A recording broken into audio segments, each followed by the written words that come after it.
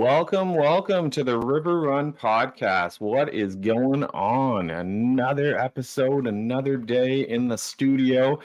Man, it has been this is episode 6. Like we're really we're making our way through it. This definitely new for me. So this is fun. Before we get into my guest tonight, he is the one and only Mr. Jeff Little, known as the Little Stuff. He's going to come on, talk about BooneDox. Going to also be chatting with all the smallmouth fishing he's been doing. He is a road warrior, traveling for work, and at the same time, fishing some pretty cool places. So before I bring him on, don't forget, Dubro Fishing offers you a 10% discount at checkout. You can go in and select the Dubro Fishing, which is run 10 RRU and 10, save 10% at checkout. Without any further ado here, why don't we get my guest in, and let's bring on Mr. Jeff Little.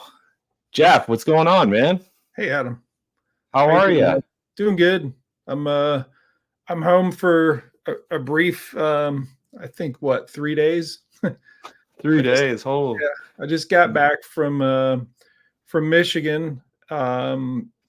I went up and I actually filmed Drew Gregory's the Kayak Adventure series. I've been going to those events, not competing, but chasing people with this thing in my hands and getting all the capturing. That's cool. The different stages of the Kayak Adventure series, and I obviously want to chase someone on a river. You have the options of like lake fishing and river, and I'm always saying, all right, give me a good river stick to chase. Yeah.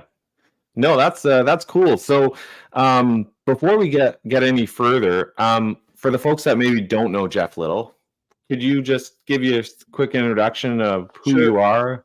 Yep. I'm Jeff Little. My YouTube channel is The Little Stuff, and I'm Jeff Little Kayak Fishing on Instagram. And I'm employed by BooneDox, which is the manufacturer. It's a metal fabrication company. It makes kayak fishing accessories, stuff that kind of falls under camping / overlanding, really boondocking, camping out your truck, and some other outdoor related gear that is that it's metal. It's all manufactured in Thomasville, North Carolina. But before that, I worked for Torqeedo for 7 years, and my history with kayak fishing is I've been kayak fishing since 1998. In 2001, I earned ACA certification as a paddling instructor and did about 10 years of one-to-one instruction.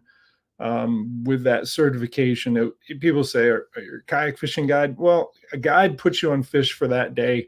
What I teach are the skill sets in terms of how you maneuver the boat in whitewater, river safety, but also pattern development and forage assessment, stealth approaches, all these angler skill sets. Yeah. I taught that, and at some point stopped doing that one-on-one and started teaching the video camera, and that really brought me to a much broader audience. Yeah. And I'm actually coming back to the ACA thing this year. I recertified as an ACA instructor. So like going, you got quite an impressive YouTube, like always been a big fan of everything that you put out. Just being a river guide myself. But I did want to touch on one thing before we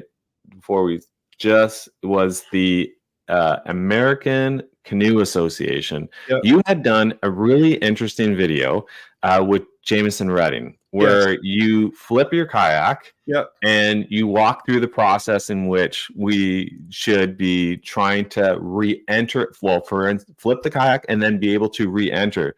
Like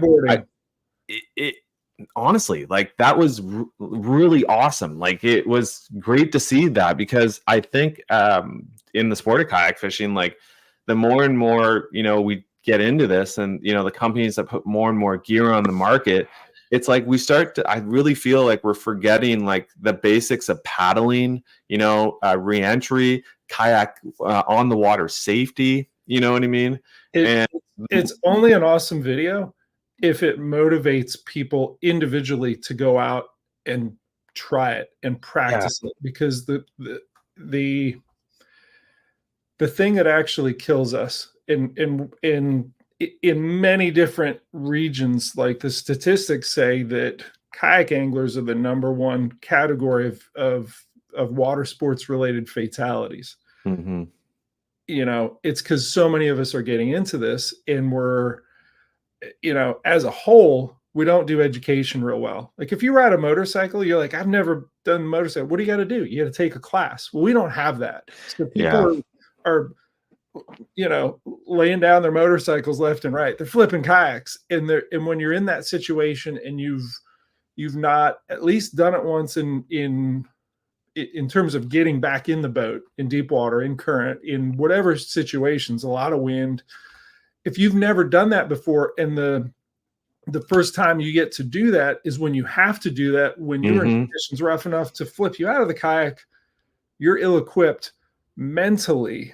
Yeah. Like your panic goes overload, and you're not effective. But if you've been there before, you've practiced it, and we actually did a class after Rush Snyder's and Dustin Hoy and I did a class after Sholey-Palooza. Yeah. Which is, you can see some of that on my Instagram feed. Yeah. Of some of those folks practicing reboarding, but also things like draw strokes, which are really important in terms of good boat positioning your kayak to have accurate casts.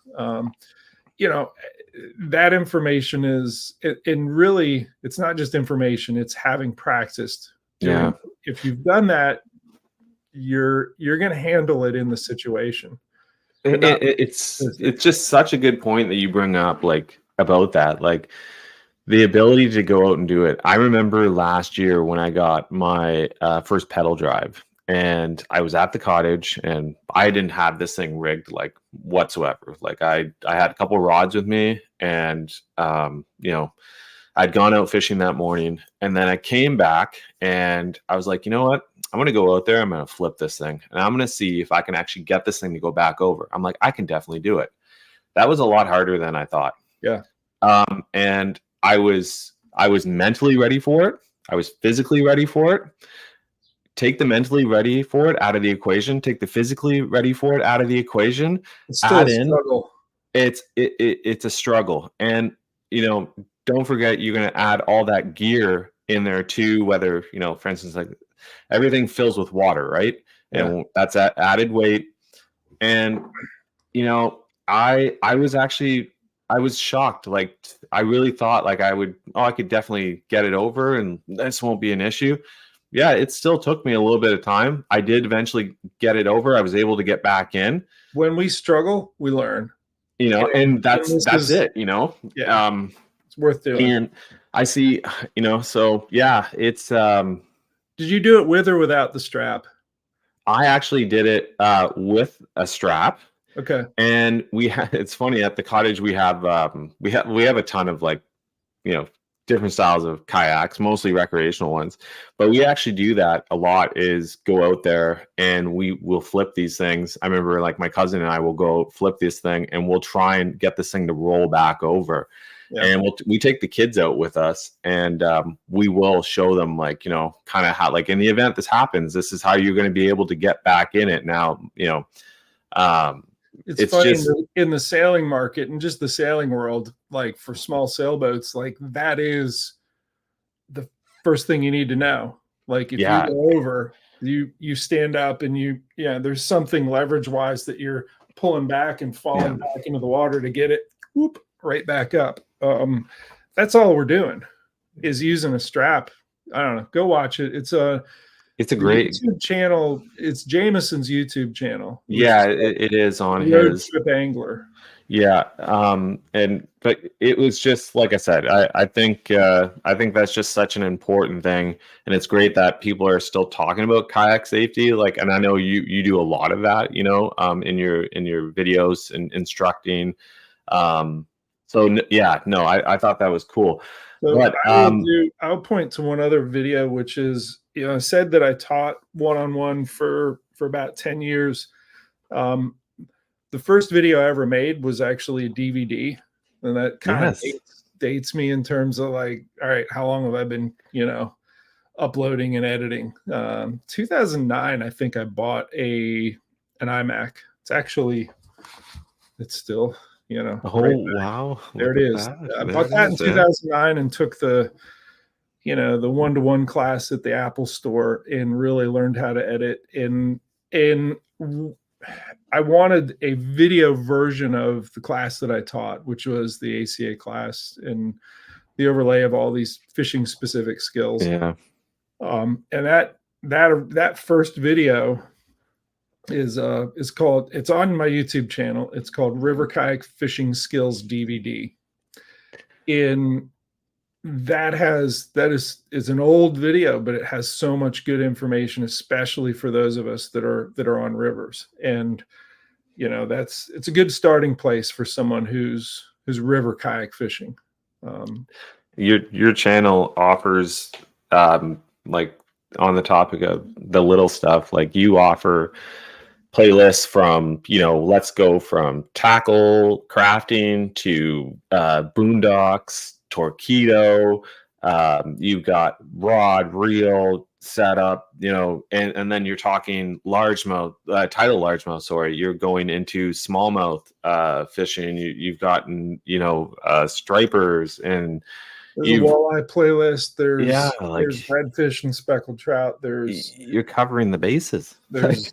Well, and I have this privilege as someone with it's privilege, but I work it, of being able to travel North America.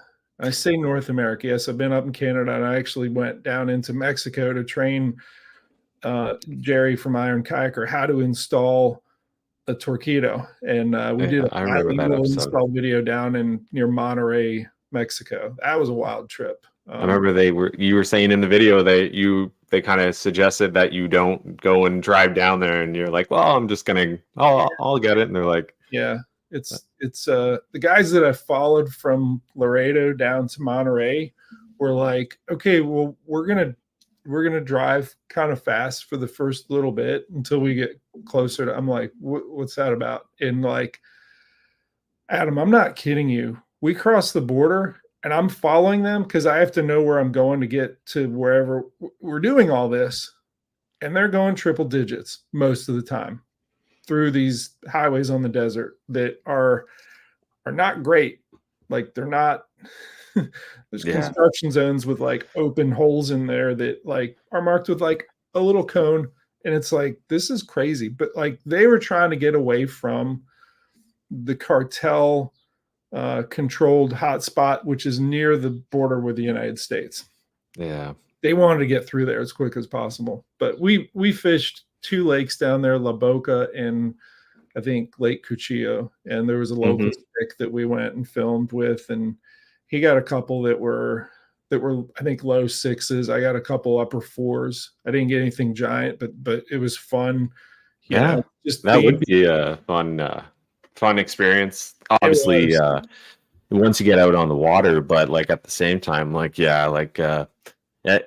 it sounds like, at the same time, there's a lot of risk, like you're going to show somebody how to use a Torqeedo or whatnot, but like you got a lot of challenges ahead, not just like on the road here, like, you're talking, and part of that was that, my argument usually mostly with my wife, who's like, don't do this.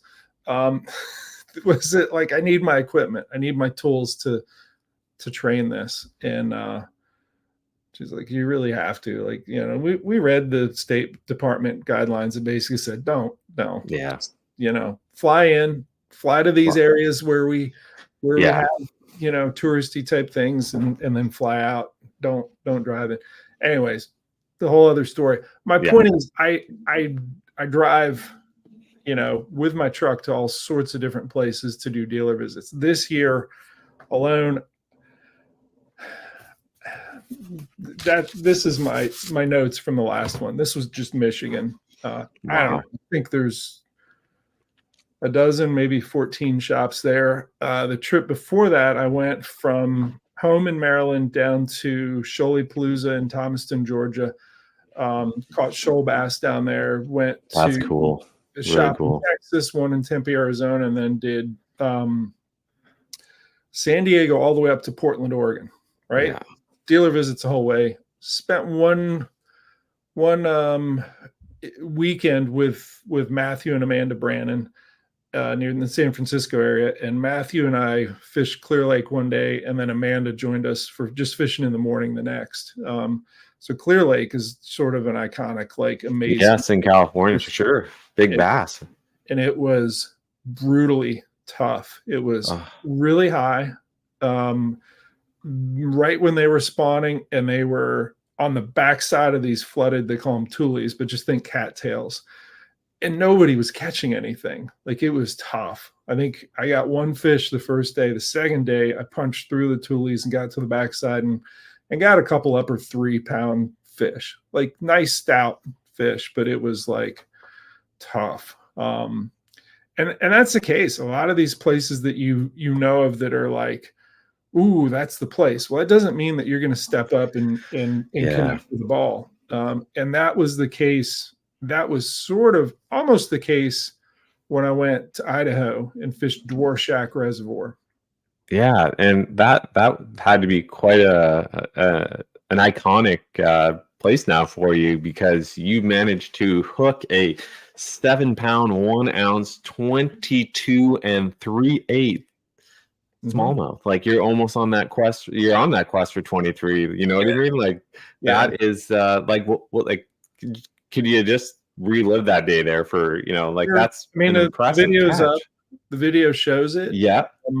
The Giant Smallmouth Factory, I believe it's called. Yeah. There was a day one and a day two. And I was joined by my buddy, Brandon Waugh, who he's the social media marketing manager for Next Adventure in Portland. And they got a store up in Scappoose Bay, but Oregon-based, I'd say outdoor shop, but it's kayak fishing and all sorts of paddle sports. And and you guys had fished before last year, right? Yeah, we did the Columbia. He's a really good stick, and he wins a lot of the tournaments out there. Angler of the Year, I think, last year, and for their regional trail. And I called him. I'm like, listen, I may have time to go do this. Like, actually, a year ago, Jameson and I went through there, and I was a lot of my getting on Dvorak Reservoir in Idaho was my still being a little upset with Jameson that we were like that close and didn't fish it. But he and I road tripped and did this West Coast thing a year ago, and you guys, in conjunction with producing his videos for his TV show. Yeah, the Road Trip Angler. I called, Brandon. I'm like, I think if I get done with these 4 shops in the next 2 days, but they're like really spread apart in Northern California, I'm like, I think I can do this. Are you able to, like, I'll come see you on Friday, and then we go out up to Dvorak. And he's like, I'm gonna see if I can get out a little bit early, see if I can join you. And he did, and he camped out of his.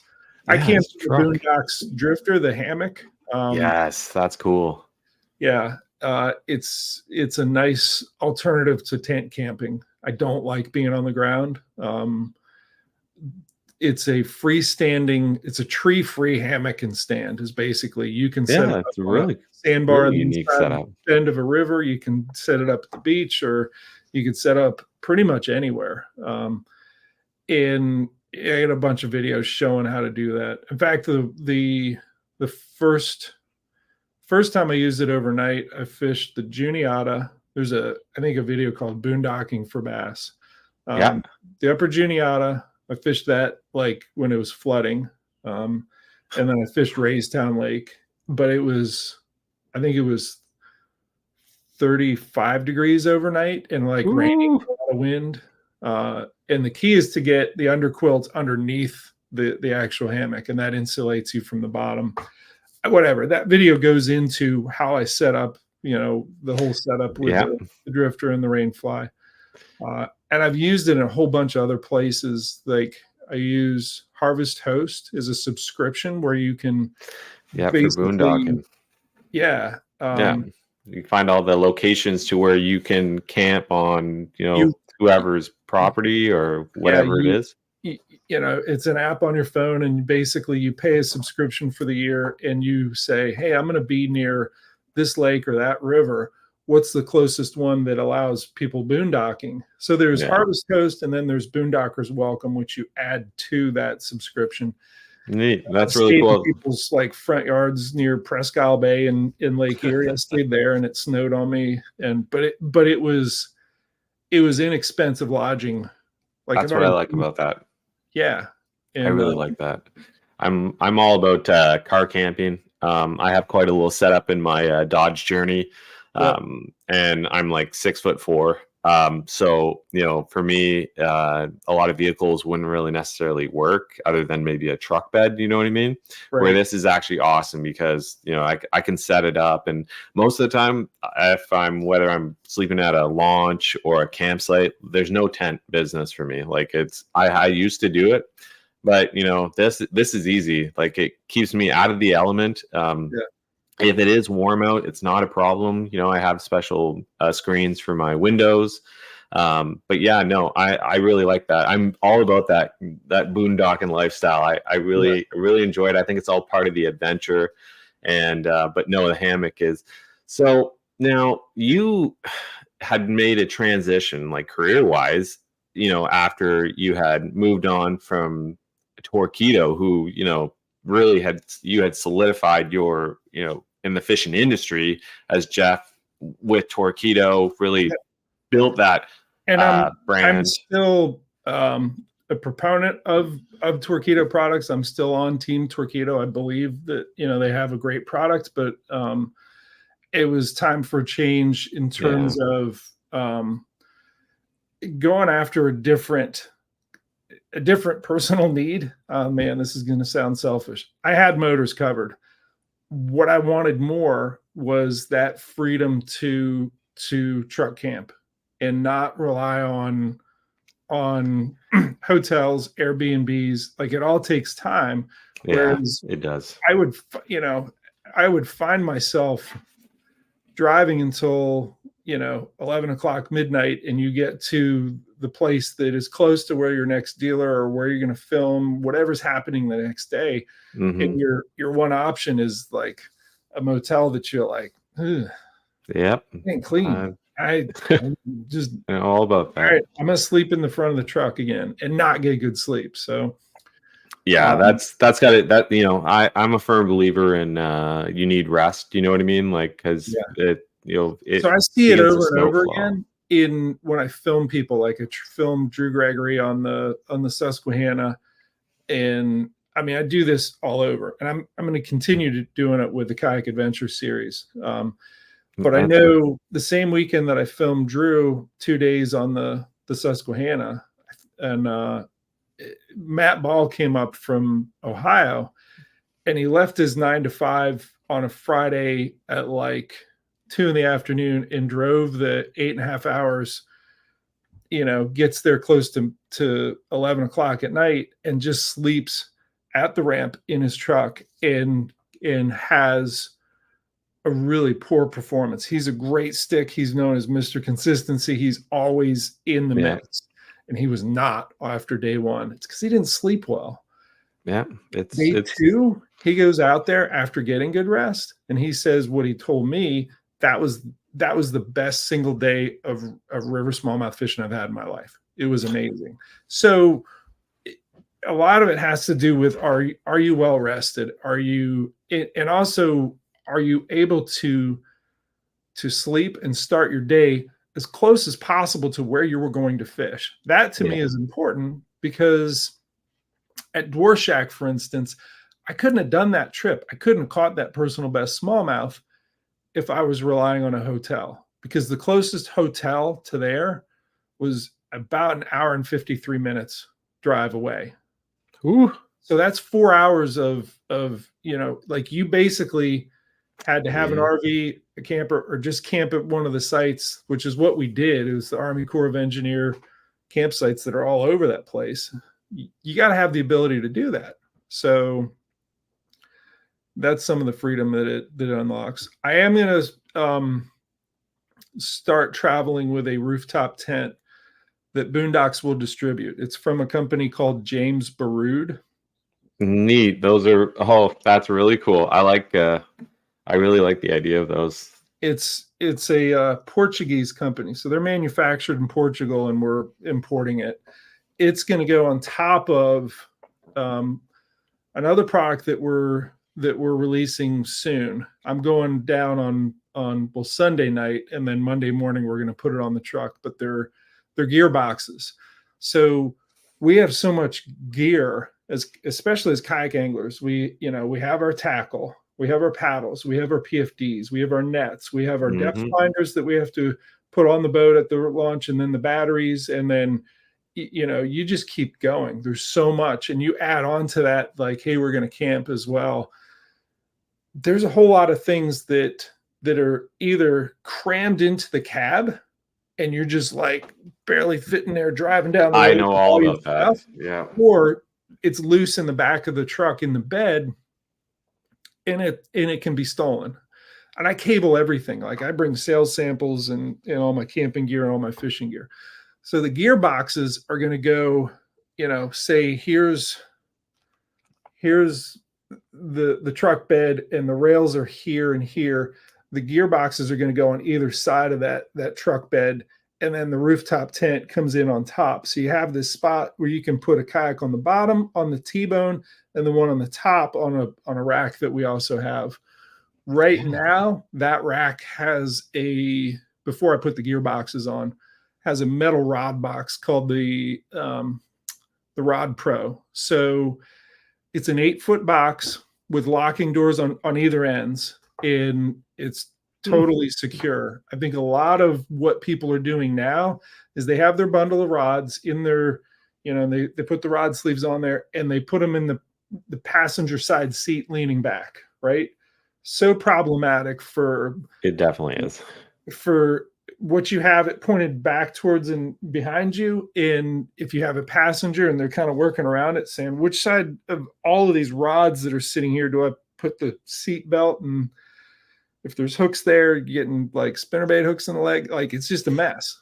It is.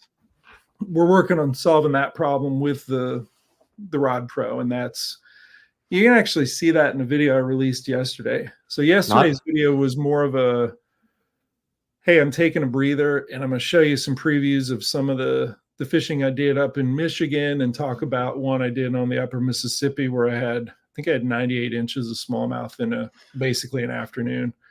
Yes, that's the Chopo Better video. That was the one. Yeah, that was cool. I really like that. I'm a big fan of the. I like the Whopper Plopper. Don't get me wrong, but I always seem to find the Chopo. I don't know. I was one that I picked up one time, and I always keep going back for more. They're great, but I really like that hook that you added to it. Yeah, like that's that I think I'm gonna have to get me some of those, because that seems like you're not going to be losing fish. So I use that Ryugi, the Pierce Ryugi quad spin hooks. I used them on crankbaits at first, and I still use them. I've seen that video. Yeah, fish crankbaits, and it's so nice to have just one hook and not two on a crankbait. Basically, here's the plug and here's the hook. If they're attached to it and they go airborne and they're spinning like this, and you can see the bait just holding position. It's not trying to try and roll the bait over. You throw it, and they just stay hooked. And then you reach in there into the net and grab the fish. You're not like, okay, are you going to behave? I'm going to stick my hand in there. You got that one free treble hook. You gonna stick me with it? Stick me with it, yeah. you go in and grab it, unhook them, and it's quicker turnaround for the fish. It's just it's good. Yeah, no, definitely going to be adding some of those this year. There's a bunch of different spin hooks out there, and the Ryugis are good. There's another one that has more of a round bend that actually is a treble hook instead of the Ryugi one is a quad. It actually has 4 points. But the one that has 3 is also good. And then you'll see it in the video. And I don't know if this is going to work because people talking about using the braid loop trick where you, instead of doing the split ring, you do. Yeah. So I've not tried that, but like, I didn't know about that until I seen that yesterday. Actually, I was like, I didn't know. I don't know if I should trust my knot tying abilities that much. Well, the other thing I thought about with your video there, just talking about those quad hooks, when you lock into a fish or when you're hooked up and that fish is thrashing and the fish is continuously taking that bait and rolling it on you, you got to think you're not there. It's being put under pressure the entire time as it's going over and you're going over and over. With those quad hooks there, you got to think that thing can try and throw it whatever. It's not going to affect what's going on at the end. There is a bait, a lipless crankbait that I have that it doesn't have the swivel in the shank of the hook, but it's actually in the body. And I like those too. Okay. It's called Thunderhawk lures. I think they're out of Indiana. And they make, I think it's called the Sergeant. And sounds familiar. There's basically a swivel in the body of the plug itself and it spins. And that was the first time I realized, like, hey, this is unique. I tried it after I got one at ICAST last year, took it to the Susquehanna, and had an amazing like hour of just not losing fish on a treble hook bait. And you could see them jumping. They were those, I think I caught a lot of like the 13 to maybe 14 and a half inch fish that like are really good at jumping and doing crazy stuff. One of those after another. I'm like, I'm just not losing these fish. And I could see the gold, rattle bait flying through the air. And I could see the surface like the whole way. And the fish is behind it, like corkscrewing as it flies through the air. I'm like, oh, I get it. I understand why I'm not losing these fish, and it's because of a swivel associated with the hook. So like going back to the channel, it sounds like there's going to be quite a few videos coming out soon with some really interesting content of what's been going on. You know what I mean? Like, your fishing adventures, and I'm always, like I said, I always enjoy watching those. It's your audience is living your adventure, and at the same time, you're teaching and whatnot. But the adventure really is like it's multifaceted for me, because it's like I left Torqeedo and I have jumped into something, and it's a good family-owned business that I feel some level of I don't know. It's good to work for a small business that you know what you're dealing with. You don't have to worry. Oh, are you going to be bought? Okay, then what's going to happen next? No, But I got to make it work. No, I got to give it to you. You are doing an impressive job. Even like just on the channel, but like you're a wealth of knowledge. You know what I mean? Like you're one of those people who are forever teaching us. And not everybody really wants to maybe share their secrets. Everybody. So here's my philosophy on that, and part of it is that's just who I am. Like I like the education part of it. Like the competition part of it is cool. I don't do tournaments that often, and kind of, at least personally, that works against, like, am I going to teach you all my tricks and then give you a chance to use those tricks against me? Same boat launch as me. Interesting. Yeah, throwing the same, Chapo with the spin hooks, landing more your fish. So my point is, though, that like I enjoy that part of it. I've always, enjoyed what can I learn from you, and then what can I turn around and teach. It works with me having a job in the industry. I want someone who's new to kayak fishing to be successful and safe and productive. I want them catching fish. because I make my living doing all of this. And if somebody kayak fishes for like a summer, and at the end of the summer they flip their kayak and break a bunch of rods and just say, I'm done. Kayak fishing isn't for me. If I can educate you to navigate a river safely, or if I can educate you on how to catch more fish, the fishing part of it, you're going to stick with it. And I get to keep making a living in this industry, in this sport. And it's so true, though. As fast as people come into this sport, you want to turn around and whoop, they're about on. And when somebody leaves, another person leaves. You know what I mean? Yeah. And without people in the sport, like buying the gear, going out there and actually fishing it, getting more people involved with the sports, going to the paddle shops and buying, really at the end of the day, like none of that's going to matter, like we're those hometown dealers, and like BooneDox, this is a great entry into like just like BooneDox as a whole. Like you said, like it's you're using that as a way to support, not just your family, but you're engaging others to continue to stay in the sport. You know what I mean? Yep. And I think that's just such an important thing because, it's like you One said, thing I will point out about BooneDox is that so there's Chad Brinkley who really, I'm going to say he's the founder. So basically the parent company makes furniture components for the furniture industry. And it was a gentleman who was in sales, Chad's father, Eddie, who started Bartimaeus by Design as a means to get people that he saw in his community in North Carolina losing their jobs, the machinists, the welders, the metal workers, to overseas production of these furniture parts. And he decades ago said, I'm going to get him back to work, and he's done that. And that's the family business that Chad grew up in. And Chad went to North Carolina State and got his engineering degree to do the design work for it. But along the way, that community and that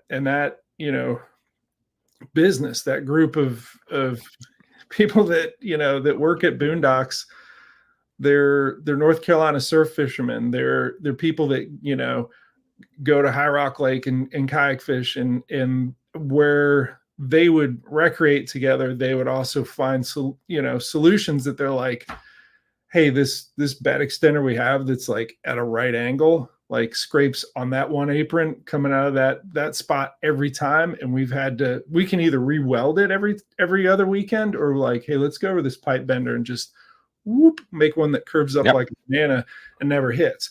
So they came up with things that they personally needed. And when you have product development where someone lives in the sport and does the truck camping, that does the kayak fishing, or does whatever it is, you have things that just make sense, like the landing gear they came up with, and the metal rudders, and the rigging stand is such a really, really good, valuable tool that they were using for, hey, we're rigging up all this stuff. Let's give ourselves, something that elevates the kayak that is on casters that we can move around. So many of the shops buy that to move boats around in. Well, that's funny you mentioned about the rigging stand. It's cool too. It's adjustable, right?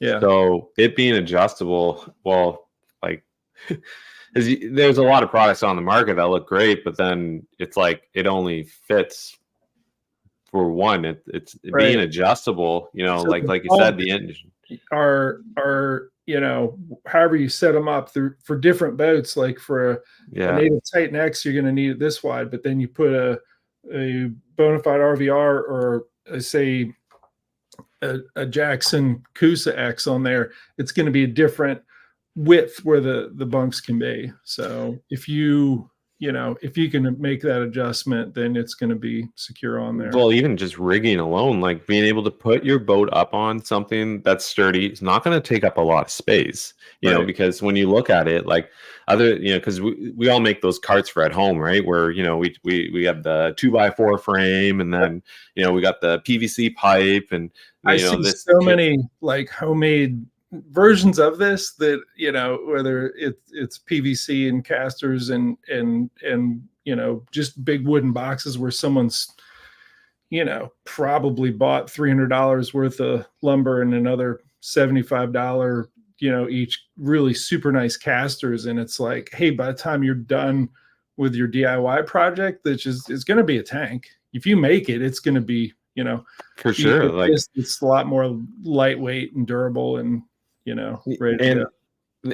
I think that's what's really cool about BooneDox is that, like you're saying, it's not just, this isn't just, like an engineer with, his machinists and welders, and these are actual people who are in the sport, who go out there, further as a hobby, but at the same time give some innovation into the lineup of products that, the drifter is the hammock and hammock stand. It's basically a tree-free hammock and hammock stand that you can set up in 2 minutes anywhere, and you got a place to knock out some a nap. And we're working on a rain fly for it as well. So that's basically lodging anywhere you need it. But the reason why that was developed is that those guys are North Carolina surf fishermen, and I was just gonna say that there's no treat. Yeah. So they're like, we want a hammock. Let's put some pipes together and make something that looks like a big old metal banana and just string the thing. Yeah, that works. Because it's the first time I had actually seen you use it. I think you had made an Instagram post or whatnot, but I was like, man, that really looks like something I would have used on the beach when I lived out in British Columbia. You know what I mean? We, like, back in high school, we'd always be, out on the bus side, the Pacific Ocean. So, the beach for miles, and we'd always go hang out. But, at the same time, something like that would be really cool. And instantly, that's what I thought. I was like, that's for, like, to me, that's the beach right there. Like, and it's funny that you say this now. Different things. And obviously it's been my bed for when I do the and it's pretty good price point, I have to say. Yep. It's impressive. Yeah. It's also this application. And this is common with people that travel for these tournaments where, someone will get an Airbnb and be like, are you in? Are you in? Okay. I got 3 people here. I'm a 4th. There's 4 beds. We're good. Right. And then someone bails and they're like, all right, now we got 3. Who else? Someone coming? Do you need a place to stay? Yeah, cool. All right, you're back in. And then another person, but my buddy's coming. Yeah. And what do we do with him? Well, now we're up to 5 people in Airbnb that has 4. What do we do? Yes. Most people go and buy an air mattress, and it takes sleep on the couch. And everyone's tripping over it while they run to the bathroom in the middle of the night, and it's just blah. I could personally see myself using the drifter. The drifter in that situation is like, hey, I'm coming, and I'll chip in for the Airbnb cost, and I'm good. Didn't you sleep at Jody Queen's in the drifter? I remember you mentioning that Jody at one point. And Vicky in Bluefield, West Virginia.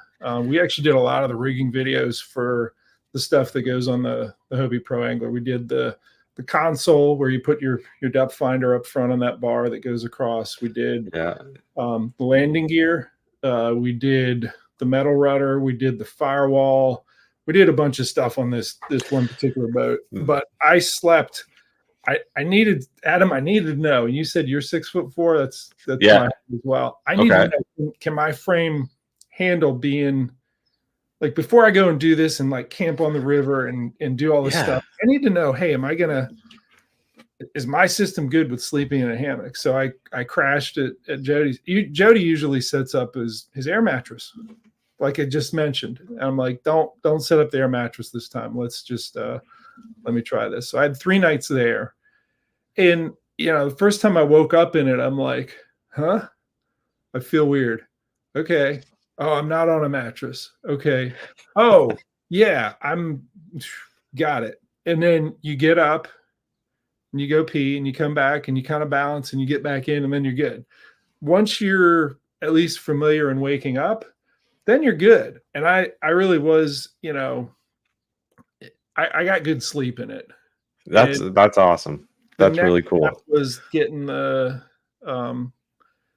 the rainfly on there, and I had to do some modifications. I actually had some of our folks in the upholstery division at BooneDox to modify what I had and make it so there's little pockets that fit over the end.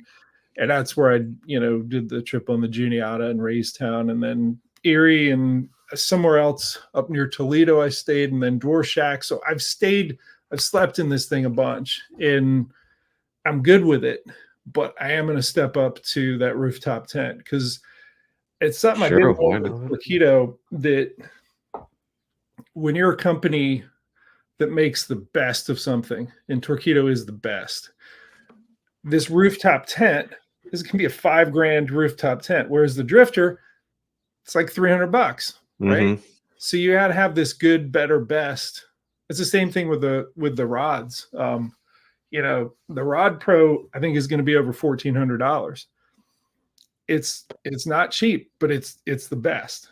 Like it's metal, it's shippable. You can have it, and there's 2 4-foot sections that fit together, so it's not going to cost forever to a lot to ship. It would be a lot to ship if it was just 8 feet. Yeah. You got to put it together. It's 2 4-foot sections, but like there'll be people that at $1,400, that say, nah, I'm going to keep putting them on the front seat. But like, I like the idea that you can lock them up, and that it's, we will have a tube version of it that costs less. And that's what I was saying. Lesson learned at with Torqeedo, we should have had and I told him this at the, forever ago, we need to have a motor that uses any battery. That's price point. Let them figure it out. Tell them, hey, it's a 36 volt. Go figure out 36 volts. And then we need to have the ultralight 403 and then ultralight 1103. Yeah. They wouldn't do that price point thing. And really, the Drifter is the price point thing. And yes, we're going to have the best in that rooftop tent, and maybe something in between.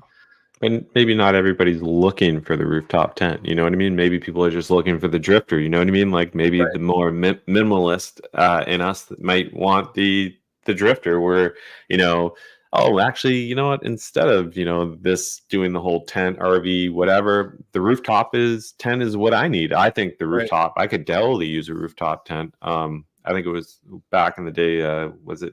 I think Chad Hoover had done something. I think Jameson has one too. Yeah. Jameson's got a whole camper thing that's on his. It's pretty cool. Jameson's next level already with all of this. Yeah, he's if you want to do truck camping, road trip angler, like it's sort of. It fits the name, What's next? Like what, and he's actually going to have some input on some BooneDox stuff. I'll just leave it at that. Okay, that's cool. I had the opportunity to meet Jameson last year at a Jackson Kayak demo day. He was doing his trekker across the U.S. and he came up to Canada, and we got to hang out on Canada Day, and it was cool. Frontenac. Frontenac. And right on Elbow Lake. I don't know if you fished Elbow Lake when you were up there, but it was the one literally 2 minutes from the. Yeah, we ran the NAR there, and that's where I figured out that the NAR is the fastest pedal drive boat that I tested with the ultralight 1103. So it's the most efficient. It gets the best top end speed of all of the pedal drives. Yeah, and the NAR is definitely it is definitely quick. And it's funny because when we were out there, my kids were with me too, and Jameson looks over at my son, and my son would have been 10 at the time. He goes, "You want to take out my Nara with the motor on it?" I goes, "Yeah." So there he is. So my daughter hops in, and Jameson, he kind of, it's like, this is, just take it easy, okay? Like, I'm gonna show you how to do it and show you how to use the foot controls. By the end of the day, I think that I couldn't get over it. Like, it was, you could just watch them like ripping around, like going around, coming down, and then they come back up. And I remember said, "So, like, how was it?" And he's like, "That was awesome." You know, like, I could just like kid just, imagining, like, you didn't just go on a kayak, but you just got to go on a kayak with a motor that you foot control. And no, it was, he has quite the, and I going out on the Cusacks and his Cusacks actually, that with the motors and whatnot, like, it was really cool. And he really is an awesome dude for sure. And it was definitely a fun Canada day. Still, like, like I said, I'm not a Torqeedo employee anymore, but like, they're so integral to these solo adventures that I do. Like, after the Kayak Adventure series, I knew I had 1 or 2 dealers to visit up in the Traverse City, Michigan area. And I went, it was Sunday, so I had to go from, it was Whitehall up north. I probably had a 3-hour drive.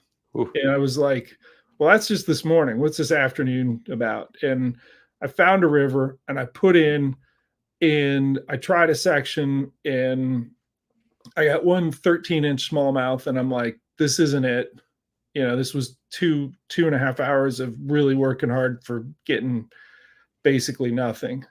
And I pulled out, and I went to another section below a dam, and I went to the dam. I'm like, I'm kind of limited with what I fish here, but I'm going to float down a little bit. The more I floated down, I started throwing the mag draft, getting big fish to hit it. And I was landing some, I was losing a lot of the others. And that's where Alex Rudd, who was at the Kayak Adventure, he gave me one of his Chopos to mess with. Because when I fished with him and Drew Gregory, they were getting big bites. I was getting a lot of bites with the goat, or the Z-Man Billy Goat, the soft water frog, basically. Yeah, it's great. But he gave me the Chopo, and I'm like, they're hitting this mag draft. I think I should throw that Chopo on. And as soon as I did that, it was just on. And I kept getting 18s and 19s at that point. And then I ran out of daylight. But the only reason I got to do that, I mean, it was a swift river that, like, I just said, I fished the dam. I'm not catching anything at the dam. Usually you do. I got to go downstream. And I felt that security and trust in that motor to get me. No. Yeah, it definitely is really, like, it. I kind of wish maybe Torqeedo did have a option, more budget friendly option, like you had suggested. Yeah. But at the same time, Newport came out, and they obviously caught the ball on that. But like, for the product though, for what you're getting with the Torqeedo, like, that is, and it stands at the top of its game. You know what I mean? Like, the biggest thing is that you have that range knowledge. So I always know, at this setting, I can go 13.6 remaining miles. Yeah, you're never guessing. Yeah. So I feel that security. And on that trip, I went downstream until I had, I think I had 87% of the battery remaining. And it's just a guess. I'm like, I still have most of my battery. I've been floating down and using it to hold position to cast into eddies, but like, I get back up to the top, and it was still only 62% when I was done. And I think I probably went 4 miles down.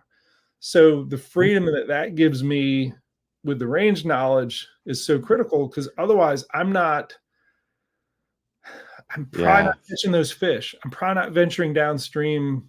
Well, you're always kind of like, can I go a little further? Yeah. Am I going to be able to make it all the way back? Like, or am I going to be in the middle of nowhere? I don't really know where I'm at, and there's no get stranded, and there's no like calling an Uber to be like, can you run me from here to my truck at the dam? No, that's not happening. So you're self-reliant. Yeah, but it works. So like just going into BooneDox though, like BooneDox has a lot of great dealers across the United States that you're obviously working with. Different paddle shops that are going to start carrying BooneDox, new, old, you know.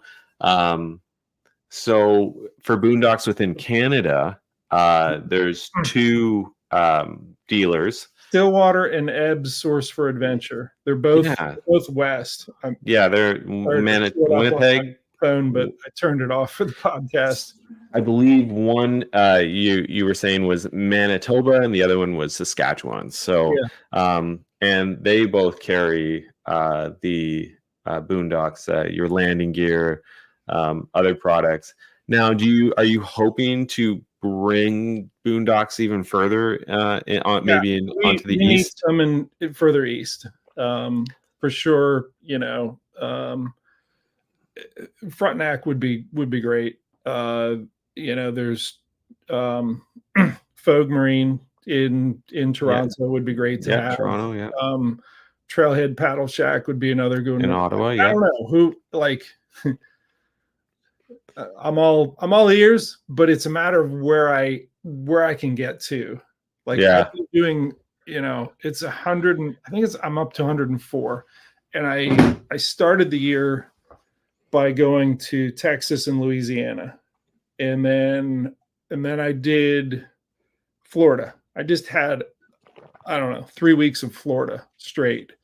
And then I did, you know, I keep picking different sections and you know, I've picked away at the northern part of Ohio. And then like this next one, after I go to North Carolina to get the gearboxes put on the rooftop tent, is going to be Tennessee and Kentucky. Oh, okay. I've done a good bit in New England, but I haven't gone all the way up into New England. And then regionally, I'm Maryland, Virginia, Pennsylvania, West Virginia, like right around me.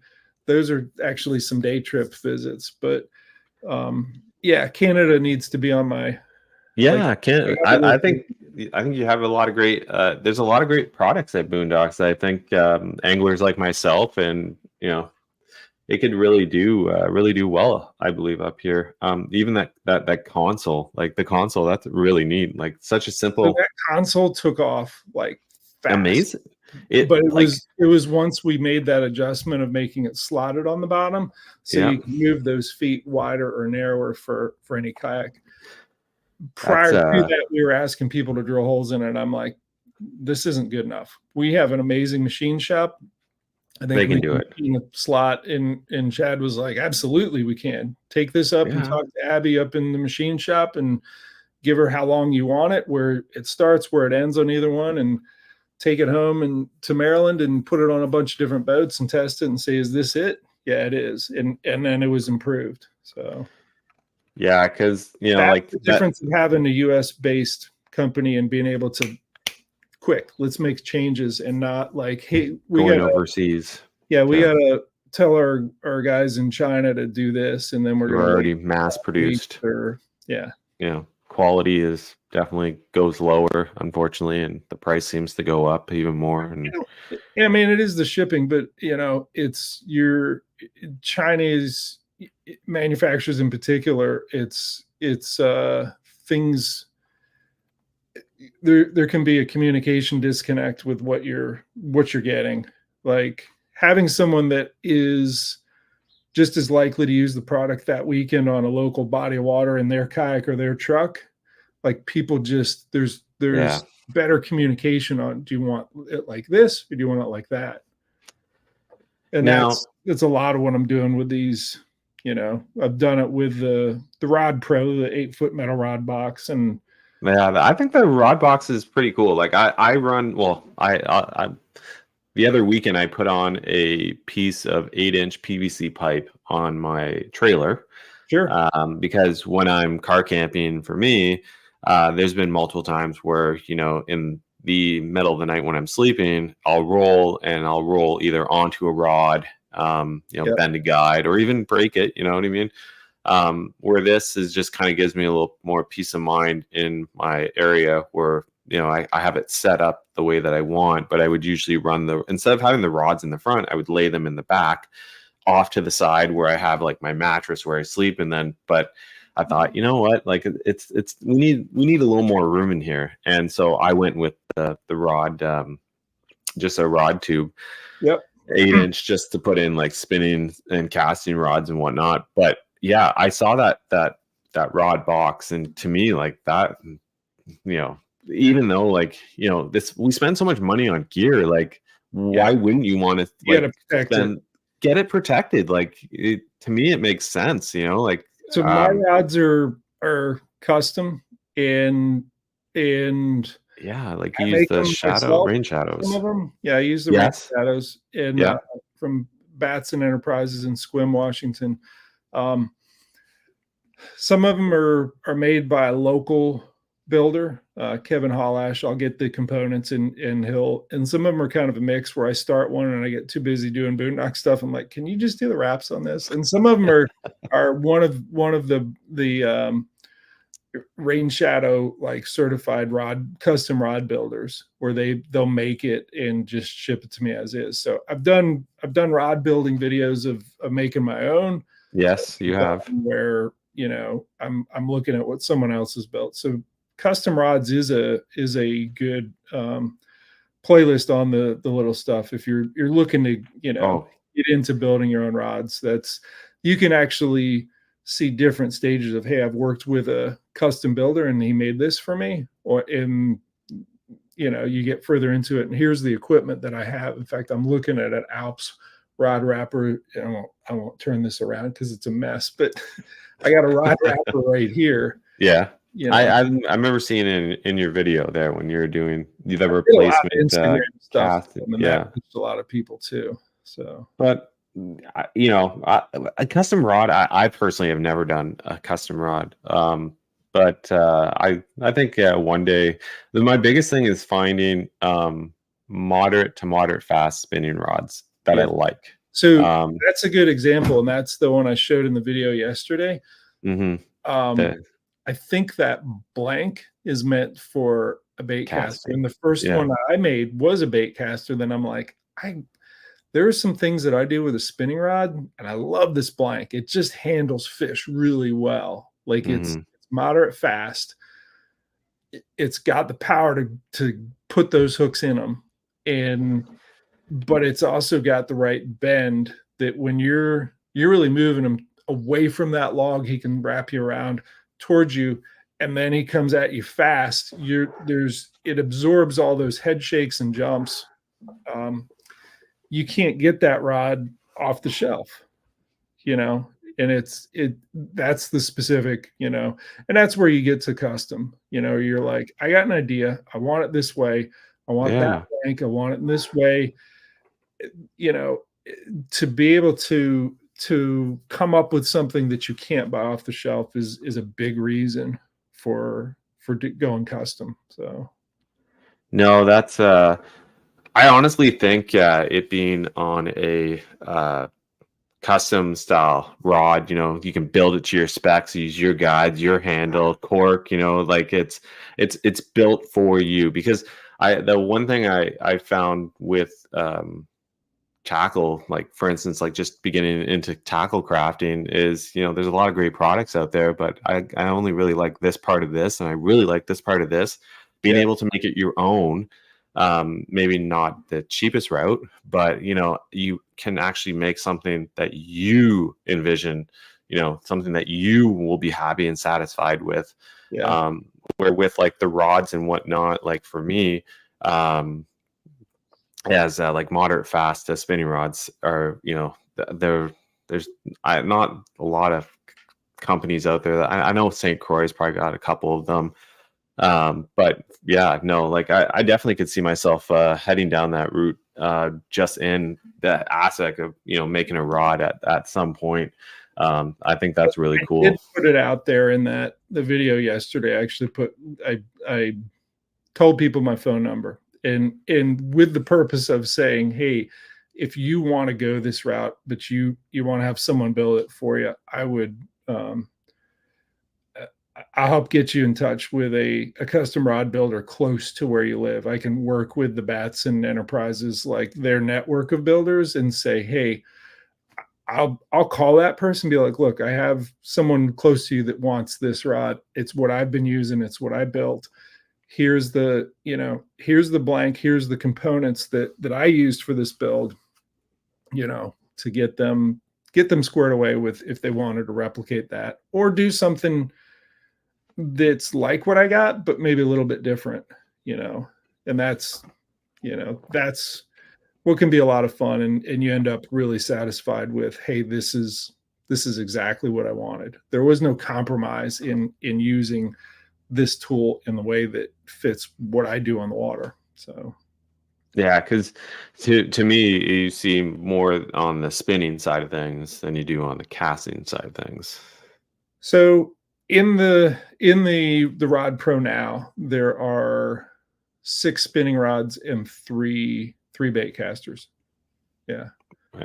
So that's a mix, and the spinning rods take up more room because of the handle. I think I could get, so it's got the door on both ends, and I'm only using the one end because I butted it right up against the cab. I think if it's on a trailer, you can go in both sides and probably get, I don't know how many rods you get in there. Easily a dozen.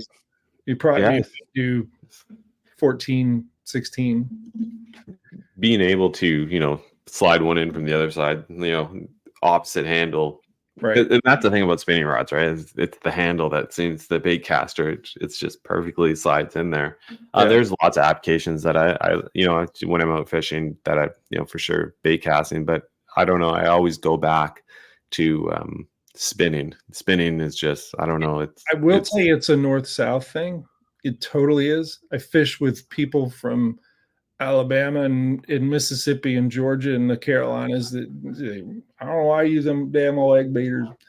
They make fun of it and they call them fairy wands. And I'm like, do you know I catch like 47-inch striped bass in the Chesapeake on a spinning rod? Like that happens. Like there's this bias against spinning rods the further south you go. And I can imagine. I think culturally we, the further north you are, it's normal for a spinning rod. The further south, it's a bait caster. The truth of it, for me, my truth in it is I like having both, because there are certain applications where I'm really quick with those shorter casts with the bait caster up close. I'm more efficient with the bait caster. With the spinning rod, I am more accurate for those tight little spots where I'm going to either skip it in, and people are like, I can skip with a bait cast. It's fine. That's cool. I can skip a little bit. Like I can skip a heavy bait, like a mag draft with a bait caster, because it's got so much carry. But when you start getting into smaller baits, like, like the Z-Man Billy Goat, it doesn't weigh a whole lot. I skip that really well on a spinning rod. I don't skip well with a bait caster. It just suits what I do. But having the ability when you're making so many casts over the course of the day to be like, okay, I'm putting this bait caster down because I'm getting a little tight in my hands, and I'm going to pick up a spinning rod and then do that. And that change up in what your hands, wrist, arms, everything is doing. I mean, so much more of that is do you have a good lightweight rod and reel setup, a really quality setup? Yeah. Are you? Changing it from one to the next when you're just hammering away with a power fishing presentation, it doesn't matter as much as if you're like, okay, let me just skip the little Ned rig in there and just, that's not as big. Yeah. When you're throwing a jackhammer, when you're cranking, the jackhammer, I could see be that. able to switch it up is for me. This year, I picked up in the winter, it was the Mini Max chatterbaits by Z-Man, and I usually go 3/8. I go 3/8, half ounce. It's usually where I sit. This time I actually decided to pick up the 1/4 ounce, And the reason is because I have a 7-foot medium St. Croix Avid X rod. Yeah. And I feel like this might just be one of those perfect skipping rods for throwing these under like lay down, getting it into what trailer are you putting on there to help it skip better? So I haven't actually tried it out yet, but I kind of use this whole process as the same way that when I skip a Senko, I thought, well, you know what, would this actually work just to kind of get it underneath, whether it's, like under lay down or in and around docks or whatnot. But I thought about putting on the back end of it was the chatter spike. Yeah. Or I was going to go with Skips the billy goat, the smaller, just the goat. Yeah, the goat. That's it. Yeah, just go with the goat. So I was thinking of those, and because I had seen a video that you had done where that you were skipping a chatterbait on a spinning rod, and I was like this, tied a largemouth, probably. Yeah. And to me, it was like, well, this kind of makes sense because like I skip, like I can throw like little finesse jigs, I'll throw like plastics and whatnot, but I'm like, well, what about these little like Z-Man mini max chatterbaits? Like this would be kind of fun to throw. Like, and okay, I can skip, but when you get into accuracy, like I would say I'm probably a little stronger on the spinning side than I am on the casting side. Yeah. It's probably it's what you grew up doing, right? Yeah, and that guy that grew up in Tennessee, where the first 8 years of his life he'd never touch a spinning rod, is the opposite, and they're just more accurate with that. The idea of, okay, I can thumb that reel and just stop it and just feather it just so it skips right in there, and it's it's what we're used to. But I think when you have a proficiency with the spinning setup, your natural options that lean more towards the finesse, you're better off. When you're more of a power fisherman that does a lot of bigger baits with a lot of resistance in the water, the bigger build diving crankbaits, the spinner baits with a big blade, things that have resistance in the water, or even like the glides and swim baits, I think there is more power in terms of that hook set, but also being able to move it through things. That is an advantage of the bait caster. But again, there I said, hey, I've caught 47-inch striper on a spinning setup. I did that place where I caught the fish where I wasn't trying to wrestle them out of a nasty rocky shore break. It was a Chesapeake Bay where it's mostly a sandy bottom and good depth, and I could handle it in that case. So I don't know. There's arguments both ways, and I think for sure, definitely. I think growing up mid-Atlantic, I've heard each of them. Like I fished growing up with the guys from Virginia. I say growing up, but like early 20s, there's a lot of guys from Virginia that were definitely baitcast. And then I go to Pennsylvania and it's more spinning. So it's funny, because up here, like I would say more like you're saying, like, spinning. There are a lot of people, that use casting for sure. I don't know. I always seem to go back, like I said, to, for me, it's just, the casting is seems to it ends up in my hand. You know what I mean? It's like, oh, okay, I have a couple casting setups for sure that I can use, but the spinning, it's just it's there. It's it's what I like to do, I guess, when I'm on the water. But at the end of the day, there's definitely an argument to be made. I'm going to say this will be somewhat controversial, but the Southerner will want you to apologize for using the spinning predominantly. He will. He wants that. He wants that pride of like, man, I don't know. So as we come near the end of this, like what's next for Jeff? Like what's going on? Like what can we expect? You know, like, you know, obviously you're back home, so you're gonna you know, catch up on family time and whatnot. But I'm back you know, home so briefly. Like I'm gonna catch a kid. My younger son plays AAU basketball. He's Cool. pretty good. I'm gonna watch him in a tournament that's close to home. Like he's had them up in Albany, New York, and in Indianapolis, and some in Pennsylvania. Right on. This one's Good. close to home, so it's like, all right, I'm gonna get home and before I run down to North Carolina and Tennessee. So what's next for me is I will continue to follow each of the Kayak Adventure Series events, and I will produce video at each of them. And some of them I'm going to teach my kayak fishing class after, like the day after. I did that in Georgia. I haven't set it up to do it in Missouri, but I think I need to get on the stick and do that. But I will go to each of these events. I will go to ICAST. I'm actually going to go to ICAST. Cool. That's coming up in July, isn't it? Not as BooneDox, but Torqeedo. Yeah, which is funny. Okay. Like they were my employer, but I'm still a team Torqeedo angler. So yeah, for sure. They're like, yeah, we can use you here. And so you're a solid team member for that. You know, you really know the product. Was being a team Torqeedo angler and making videos for him. And I don't think anybody has done any more or has used a Torqeedo as much probably as you have on the back of so many different kayaks, and you've not just been, you know, being able to go and set these things up, you know, on a tech side of things and taking people out on the water to use it.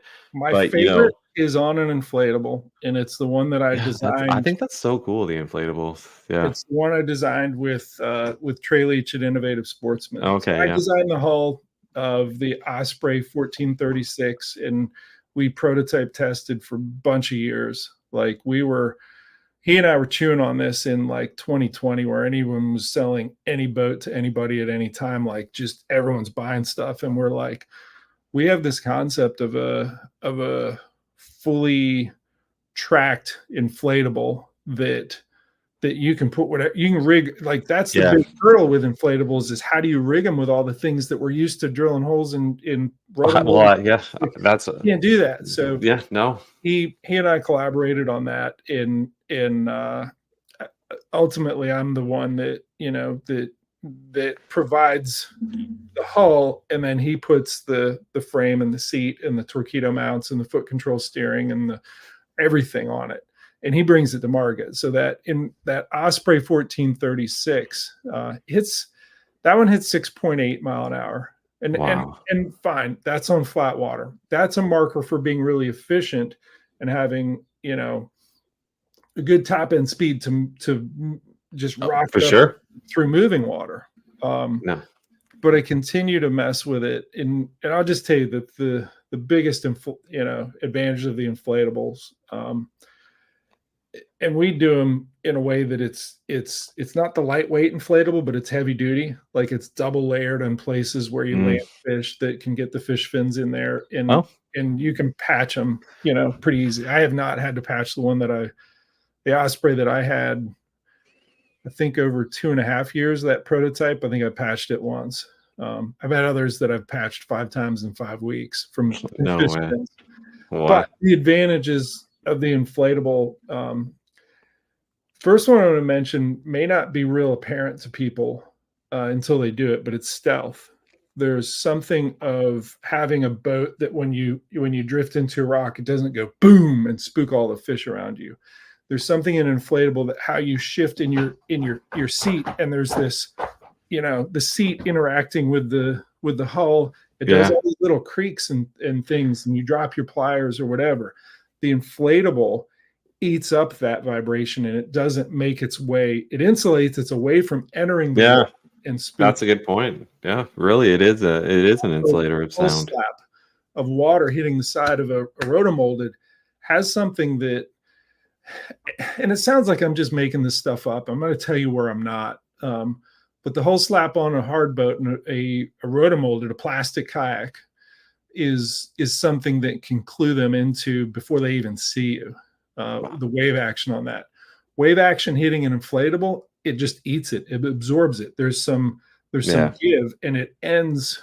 A lot of that energy ends with that boat absorbing it instead of sending it back out into the. So the way that I know that the stealth is a big deal is I film a lot of people. You know, I was following Corey Dreyer on Lake Murray. He was pre-fishing for, I think it was a KBF event, and he kept moving in, you know, past these areas where I'd look over. I'm like, man, he had already actually caught some nice fish on film, but I was like doing an interview where in between his pre-fishing, I'd ask him questions. It was sort of a retrospective of his I think 10 years in doing kayak fishing tournaments and how it went from like coming in, turning in your little SD card to the tournament director, and he puts it in his laptop, and you got to what it is today, where you upload it, you got to worry about having the signal where you're at. But I was doing that interview, and I wanted to intersperse it with some fish catches of his pre-fishing for this tournament. And I'd look in and I'd be like, I wonder why I didn't spend time there where there's like 3 of them that are 17. That thing is at least 19. And there's a giant in the back. And I've only seen her once. I'm going to sit here and watch for a minute and keep an eye on him. He's over there.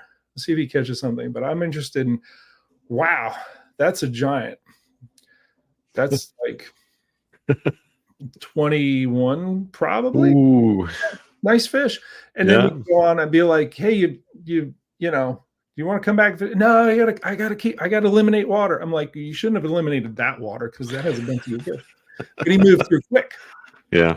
And at some point I see a true giant, and I'm like, Corey, come back here. He's like, what? I'm like, you're missing fish. And he's like, nah, I saw it. It was probably 15 or 16. I'm like, no, man. Come back here. He pulls over and he's on the opposite side of this dock. He comes back. He doesn't come around the dock to see where I'm at, but he comes back. He's just on the other side of it. I'm like, you see that that bulkhead? It's like the corrugated metal, you know, wall, and where that has the, you know, riprap that trails off. There's about a 2-foot section between the end of that and where the dock starts. I'm like, just look there. He's like, there isn't anything. I'm like, I know. But she's going to come back to that spot, and you'll see her. And it took 6 or 7 minutes. And in the meantime, he's asked me, like, how big is it? I'm like, it's at least 6. He's like, when he finally sees it, he's like, that is way bigger than 6. And I'm like, can you catch it, please? He's like, no, I'm saving it for tournament day. He did. It was 23 plus. I think it was. Wow. It helped. That's a good. That's good. That's good for the leaderboard there. Yeah, it helped him. He didn't awesome. win it, but I think he placed well. But my point is, when he moved into those areas, and I'm hanging back filming them, they weren't there. So as he moved in, they moved out. Yeah. And I move in, and they stayed back in, and they stayed there. Yeah, they stayed. So the stealth aspect of an inflatable is huge. The other ones are shallow draft. Because I only need about that much water to get through. It's like that's impressive. That much water with all that gear and everything, that you only need that much. Like that makes sense. You know, if you think of like an inflatable air mattress, you know what I mean? You put that in, it doesn't need a lot really when you think about it for it to actually float. Like it just rests on the surface. So you couple that with a motor, and you got a log that's just a little bit above the surface. You come pushing a wave of water, and it's pushing water up over it, and you bring your water with you, and you just jump over it, like ride the wave. There's all kinds of situations where I'm like, that isn't too shallow. And in a rotomold boat, someone will follow me and run aground, and they hop out and drag over and look at me like, how did you? I'm like, inflatable, which is great. Big crash too, right? Especially, you know, when you're thinking about it, like you're out there fishing. Right. And, you know, you do, you know, like you're saying, stealth wise, you're able to actually like kind of go up and over calmly, you know, and then, you know, you take like a full on plastic boat and it's like, just comes crashing in and everything's just like, oh, what was that? It's gone, you know? And so the last thing is stability. Yeah. That's a huge, Yeah. Have you ever tried to drown a beach ball? Yeah. Well, it Just it take a doesn't want to stay pull, down. get a beach ball and you push it down. Yeah, it doesn't want to stay down. It No. wants to come back up. That's the physics that's at work when you have compressed gas in a platform, and when you're big air standing bubble. on it and you're leaning this way, it doesn't want to go like that. Rotomold boats that have the same air pressure inside as out, it's just different physics. Yeah. So compressed gas doesn't want to. Amazing primary stability. I will differentiate between primary and secondary. Secondary stability is with a rotomold boat when you get it to a certain point and then it just stops. Like it feels like, ooh, it's tippy. Yeah. It's tippy. It's not really. Once you get to like there, then it stops. That's secondary stability. The inflatables are 100% primary stability. That's I've never actually been on an inflatable, so I will have to. You got that nice NRS hat that you're wearing? Yes. Yeah, they make some good ones. Yes, they do. Yes. It's funny. They do have Frontenac does carry the inflatables.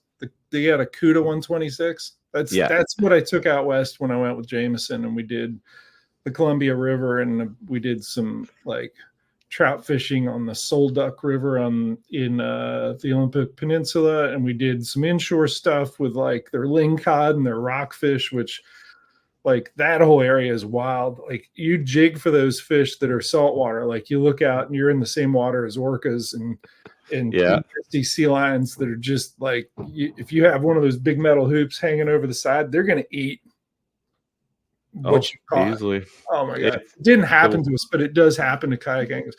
Real wild area, but like the Wild West. I like that. I there and know all about the Pacific Ocean. It's amazing. Like these rockfish that were like pink and orange together, and then you catch a lingcod and they got those like those pectoral fins that are just enormous and like teeth, and it's like, wow, it's super cool. It's like, I don't know. God got really creative. Yeah. Oh, he definitely did. So Jeff, let him know where we can find you. You shared with us, where you're going to be. So don't forget, go check out Jeff at the Kayak Adventure Series. If you're interested in supporting Jeff, a great way to support Jeff is by checking out the BooneDox. Like, go check out the BooneDox. Go check out a dealer. Maybe you have a dealer in your hometown that carries BooneDox products. You can find all of that at the BooneDoxUSA.com website. There's also the YouTube channel, which is just BooneDox USA. Yeah. That's where I put a lot of the install videos that really show there you go. Say, hey, I got landing gear. I want to put it on this boat, and it's either going to be track or the standard. I know we talked about your rig and how to make that work. Those videos are there to help you. Yeah. Super helpful. To feel super helpful. Hey, I can do this install. Yeah. So once again, Jeff, thank you for coming on the River Run podcast, man. It was really awesome to sit down with you and talk about everything from your YouTube channel, Torqeedo, to BooneDox. So thanks for stopping on by the River Run, dude. I really appreciate it. No, I appreciate you having me on, Adam. Thank you. All right. We'll see you soon, Jeff. All right. All right. Take care. All right, guys. Wow, that was a lot of fun. Jeff Little, like you heard it. He is he's got a lot of info. He's got a lot of knowledge. He's out there doing great things. But yeah, if you want to check him out, you know where to find him. The Little Stuff. Also, Jeff Little Kayak Fishing on Instagram. Check him out there. But like you said, if you want to support Jeff, he makes his living by selling the BooneDox. So BooneDox is what he does. So go check him out. BooneDox USA. Like you said, it's on YouTube and also website. Lots of local dealers. But yeah, thanks everybody for stopping on by the River Run podcast. I am your host, Adam, and I look forward to seeing you soon. Bye.